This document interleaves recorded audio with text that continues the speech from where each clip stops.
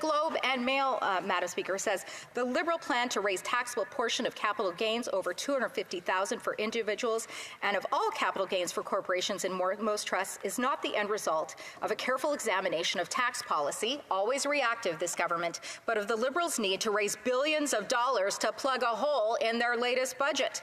The increases to the capital gains inclusion rate will take place right when Canada's lagging productivity needs a boost.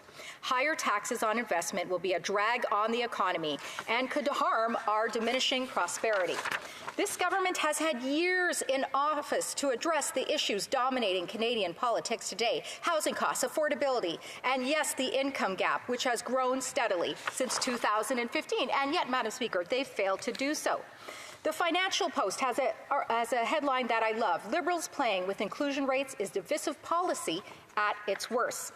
The government ignored almost every single recommendation made about the proposals by very qualified people and great organizations. The Joint Committee on Taxation of the Canadian Bar Association and CPA Canada made some excellent technical recommendations that were ignored.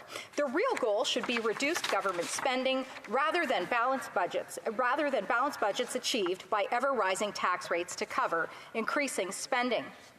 Madam Speaker, as I come to the last 30 seconds of my speech, I would just like to reiterate what I said at the beginning. This government has a spending problem. It is a significant spending problem that is evident by the numbers that I've put here today. And what do? They don't responsibly address it through lowering their spending, not having unethical overspending like we see with the RiveScan and the Green Slush Fund. Rather, what they do is they enforce this on Canadians.